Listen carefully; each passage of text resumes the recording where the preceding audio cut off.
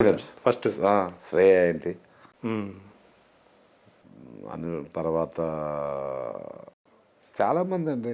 రామ్కి ఏంటి, నాగార్జున గారికి అంతకాలం చేశారు కదా. అంటే ఏ టైంలో మీరు ఇంకా ఆయన నుంచి బయటకు వచ్చారు?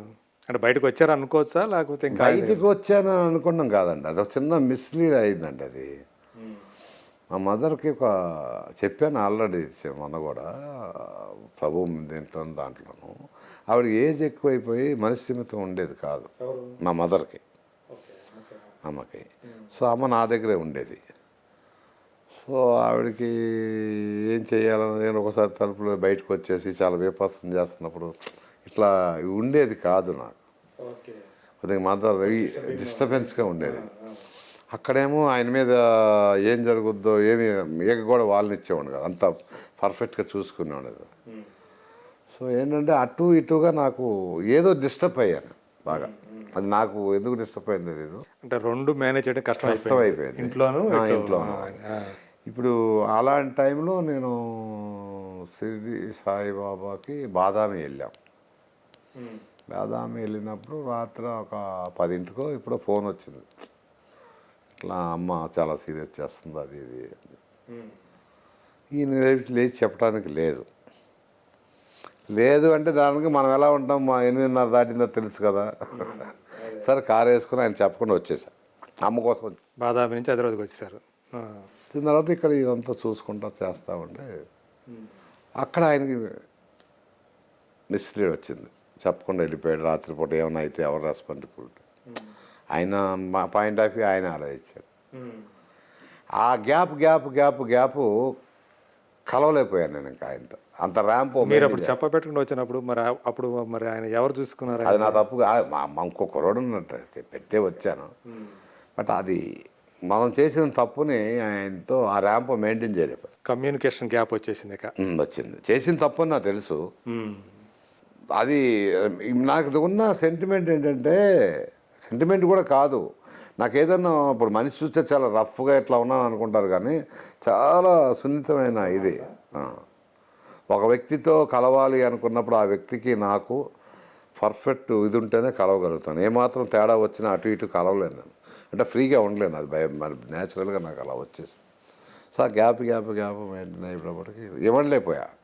ఆయనేమో నన్ను అనలేదు, కానీ నేనే ఇక లాభం లేదులే, మనం అంత ద్రోహం చేసినప్పుడు ద్రోహం చేశారని మీరు రియలైజ్ అయ్యి అంత ద్రోహం చేసే వ్యక్తిని మనం చేయటం కరెక్ట్ కాదని తప్పుకున్నా. This is fact. బట్ ఇప్పుడు మీరే చెప్పారు ఆయనకి? నేను చెప్పాను. అంటే ఇంట్లో పరిస్థితులు మరి చెప్పలేదు ఆయనకి ఇది పరిస్థితి అని ఎందుకు చెప్పలేకపోయారు మీరు? అర్థం చేసుకుని ఉండేవాళ్ళు కదా, అంటే మీ ఇంట్లో సంగతి ఆయనకి తెలియకుండా ఉండదు కదా. తెలుసు కానీ ఇంత స్ట్రగుల్ ఉందని తెలియలేదు. మీరు కూడా చెప్పలేదు. స్ట్రగుల్ ఉంటుంది అంటే ఎందుకు వెళ్ళకుండా ఉంటాడు. బట్ ఆయన అనేది ఏంటంటే వదిలేసి వెళ్ళిపోయడానికి రీజన్ కూడా, రాత్రి 10 బాదామి ఎక్కడ బాదామి అండి, నైట్ కారు వేసుకుని వచ్చేస్తే మధ్యలో యాక్సిడెంట్ అయితే ఏంటి పరిస్థితి? కొంత తెల్లారి ఆగానే వెళ్ళొచ్చు కదా. అతి మీరులో ఉన్నాం, వెళ్ళిపోయామండి. ఇంకా అంతకంటే ఏం చెప్పాలి, రాత్రి వెళ్ళాం అంతే. ఆ తర్వాత కూడా ఎప్పుడు చెప్పలేదా? ఇంకా నేను చెప్పలేదండి. ఆ కమ్యూనికేషన్ గ్యాప్ వచ్చేసింది అన్నాను కదా, ఫేస్ టు ఫేస్ నేను చూడలేకపోయాను అంతే. ఎందుకంటే ఆయన్ని నేను ఏదున్నా ధైర్యంగా ఎదిరించేవాడిని, మీ అందరూ తెలుసు. నా మీద చెప్పేసాను. అక్కడి నుంచి ఇక్కడికి వచ్చినప్పుడు చెప్పలేకపోతున్నాను నేను, ఎందుకంటే మనసులో మీరు తప్పు చేశారనే ఫీలింగ్ ఉంది మీకు. సో ఆయన చెప్పలేకపోతున్నాను. అది కంటిన్యూ చేయటం. ఇప్పుడు మళ్ళీ మాట్లాడతారు, చేస్తూ ఉంటారు.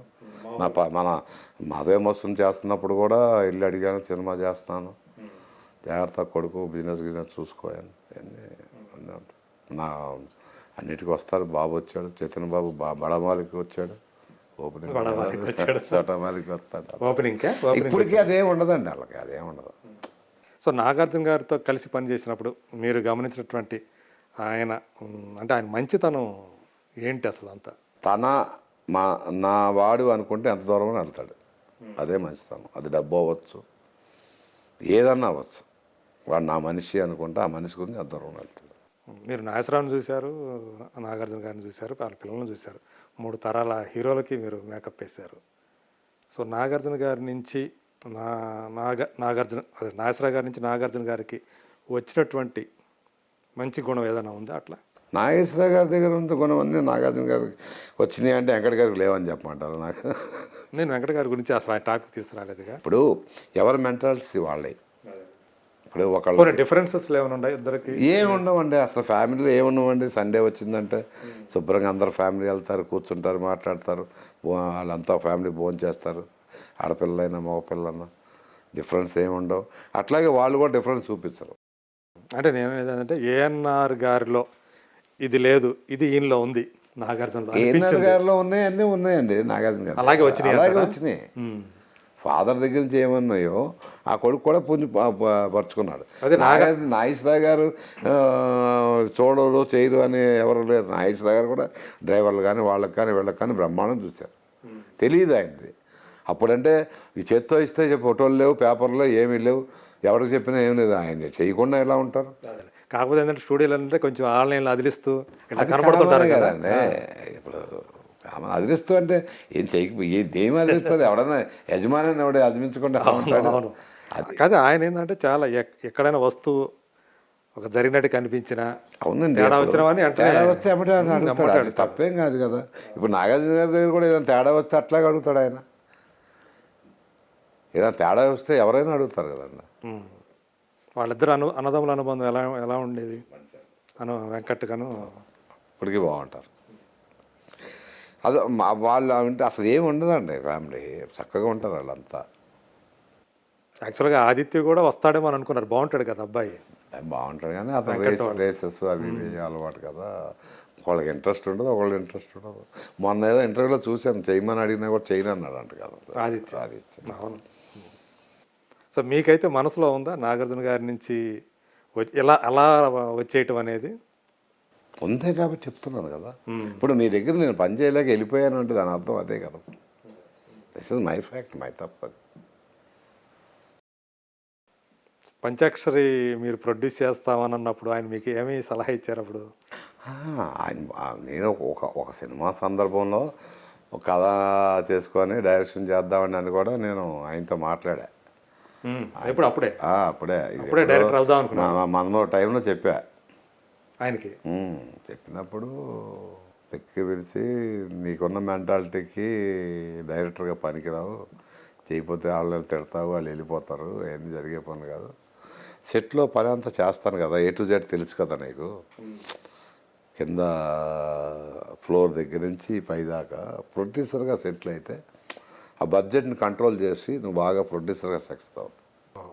డైరెక్టర్ కాకంటే ప్రొడ్యూసర్ కాక అవ్వమని చెప్పారనమాట ఆయన. సో అలా చేసిన తర్వాత ఇక ప్రొడ్యూసర్గా అక్కడి నుంచి వేట మొదలుపెట్టి అనుష్కని అడగటం, ఆయన దగ్గరికి వెళ్ళటం, బ్రహ్మాండంగా చేయడానికి. అప్పుడు అరుంధతి ఏం రిలీజ్ అవ్వాలి అనుష్క గారి దగ్గరికి వెళ్ళినప్పుడు 2 years నేను అడ్వాన్స్ ఇచ్చి అన్ని చేసిన తర్వాత నా అదృష్టానికి ఆ అమ్మాయి సినిమాలన్నీ హిట్ అయినాయి. నా అదృష్టం అరుంధతి రావడం వల్ల పంచాక్షరి కూడా మేలు జరిగింది. 100% జరిగింది. అదే సముద్ర డైరెక్ట్ బట్ అంతేగాని అంటే మీకు అది ఆ సినిమా అనేది ఆర్థిక పరంగా లాభమైన? ఎక్సలెంట్ లాభం ఆ రోజుల్లో ఏంటంటే ఓన్లీ శాటిలైటే కదా. ఈ లేవుగా ఓటీటీలు ఇవన్నీ లేవు, థియేటరు ప్లస్ శాటిలైట్. కన్నడ మళ్ళీ ఒక లాంగ్వేజ్ కాదండి, దేశంలో ఉన్న లాంగ్వేజ్లు అన్నీ అమ్మా. 2 లక్షలకి, 3 లక్షలకి, 5 లక్షలకి, 10 లక్షలకి, అన్ని లాంగ్వేజ్కి అమ్మా. ఎవరో ఒకళ్ళు వచ్చేవాడు, సార్ ఒక 2 లక్షలు ఇస్తాను సినిమా ఉంది సార్, ఒరిస్సా 1 లక్ష రూపాయలు. అదే ఇప్పుడు ఈ కాలంలో ఉన్నట్టయితే ఓటీటీ కాలంలో రిలీజ్ అయినట్టయితే ఇంకా మంచి లాభం. ఈ కాలంలో ఉంటే అసలు వేరే ఉంటుంది కదండి. ఇప్పుడు నేను సినిమా తీసి ఏం చేయాలో తెలియక ఇప్పుడు చూస్తున్నా. అప్పుడు అనుష్క అప్పుడు అంటే చేస్తుంది, బాగా బిజీ ఆర్టిస్ట్ కదా. మీకు కాల్ షీట్లు ఇవ్వటానికి ఫస్ట్ కొత్త ప్రొడ్యూసర్ మీరు, అప్పటికే పరిచయం అనుకుంటా కదా మీకు బాగానే? అయ్యో ఎందుకు పని చేయాలి, 2-3 సినిమాలు పని చేయాలా. సూపర్కి చేశారు కదా. అవును, తర్వాత మాత్రం చేసింది కదా. అనుష్క గురించి ఏం చెప్తారు? ఎవరు చెప్పినా బాగా పాజిటివ్గానే చెప్తారు. మీరేమంటారు? అదే ఇంకేం చేద్దాం, ఎవరు పాజిటివ్, అమ్మాయికి బ్యాడ్గా చెప్పడానికి ఏం లేదు అసలు సమస్య. నిర్మాతల హీరోయిన్, 100% దర్శకుల హీరోయిన్ ఇబ్బంది పెట్టదు. ఇప్పుడు అమ్మాయిలో ఉన్న నేచర్ ఏంటంటే అండి, నేను కనిపెట్టింది బాగా సెన్సిటివ్ అమ్మాయి. ఎవరన్నా వచ్చి నాకు ఇలా లేదమ్మా అంటే డిఫరెంట్గా ఆ ప్రాబ్లం నాది అన్నట్టుగా బాధపడతాను. తనకే వచ్చినట్టు తనకే వచ్చినట్టు ఓన్గా తీసుకుంటాను. మనిషికే కాదు వచ్చిన కుక్క పిల్లకి వచ్చినా ఏం తల్లాడిపోద్ది. అదొక డిఫరెంట్ ఇదండి ఆ అమ్మాయిది. అంటే అంత బై నేచర్ ఆమెకి దయాగుణం అది ఎక్కువ. ఎలా వచ్చిందో దయాగుణం అంటారా, నాతో ఏంటో తెలియదు. అంటే చాలా మొహమాటం కూడా కాదు, మళ్ళీ మొహమాటంతో ఒప్పుకున్నాను కూడా బై హార్ట్తో ఒప్పుకుంటుంది అమ్మాయి. ఆ అమ్మాయి జెన్యూన్గా ఒప్పుకుంటుంది ఏదైనా.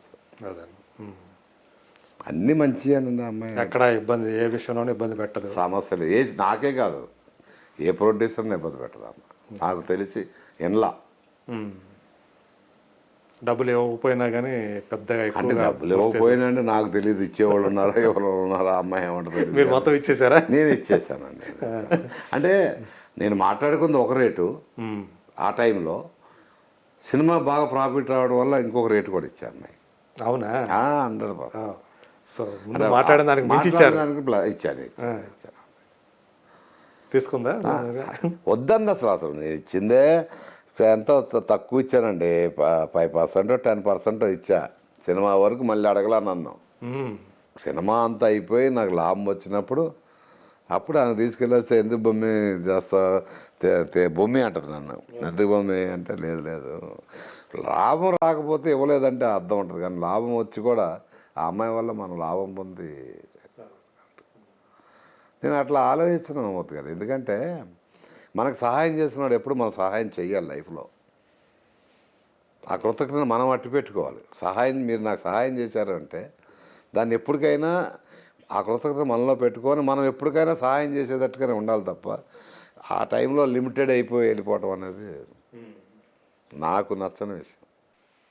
ఆ తర్వాత కూడా అమ్మాయి ఎలా మీతోటి మంచిగా ట్రావెల్ చేస్తుంది, బర్త్డేలు కాటి గిఫ్ట్ చేసినప్పుడు మెసేజ్లు పెట్టదు, థ్యాంక్స్ భూమి అని.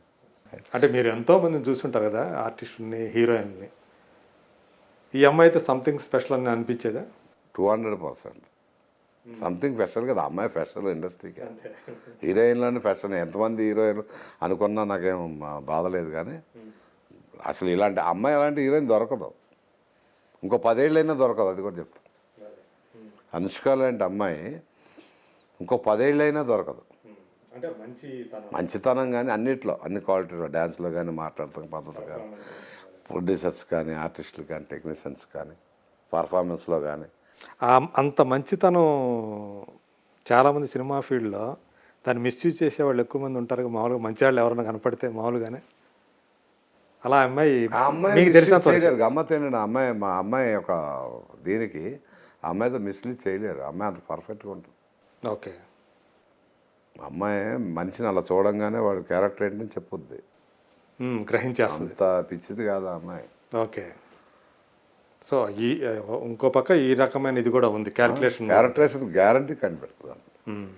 సో దాని తగ్గట్టే 100% ఎక్కడ ఉంచాలి అదే ఉండదండి. అదే మీకు బాగా కంఫర్ట్గా అనిపించినటువంటి డైరెక్టర్ ఎవరు చెప్తారు? చాలామంది డైరెక్టర్ దగ్గర మీరు పనిచేశారు. కృష్ణవంశీ. అవునా? మేము అరే అనుకుంటాం. నేనేమన్నా ఆడు అనకూడదు, కానీ డైరెక్టర్ గారు ఇప్పుడు అంటే ఏదో ఫ్రెండ్షిప్లో అలా వస్తుంది. ఏమన్నా షార్ట్స్ పెట్టినప్పుడు కూడా కాదు ఇలా కాదు అలా వింటాడు, ఎయిటింగ్లో వింటాడు, ఎయిటింగ్ తీసుకెళ్ళేవాడు. వీళ్ళ వల్ల నేర్చుకున్నానండి నేను. ఇవన్నీ తెలుసు. ఎప్పుడన్నా మీరు వంశీతో కానీ ఇంటర్వ్యూలు చేసినప్పుడు కానీ, వైవిఎస్తో ఇంటర్వ్యూ చేసినప్పుడు కానీ మీరు అడగచ్చు, దీంట్లో అత్యాశయం ఉండదు ఏంటి చేస్తాను అంటే చెప్తారు వాళ్ళు. ఇంకెక్కువ చెప్తారు నాకు. సిగ్గుపడేవాడిని కాదు పని విషయంలో. అంటే సాధారణంగా మిగతా టెక్నీషియన్స్తో పోలిస్తే ఇప్పుడు cinematographer, music director, editor, art director, fight master, వీళ్ళకు ఇచ్చినంత విలువ మేకప్ ఆర్టిస్టులకు ఉంటుందా? ఎందుకంటే ఉంటుందా? కానీ అంటే నిలబెట్టుకోవాలి. నాకుంది. Sun, celebrating 20 years of excellence in education. Come join us.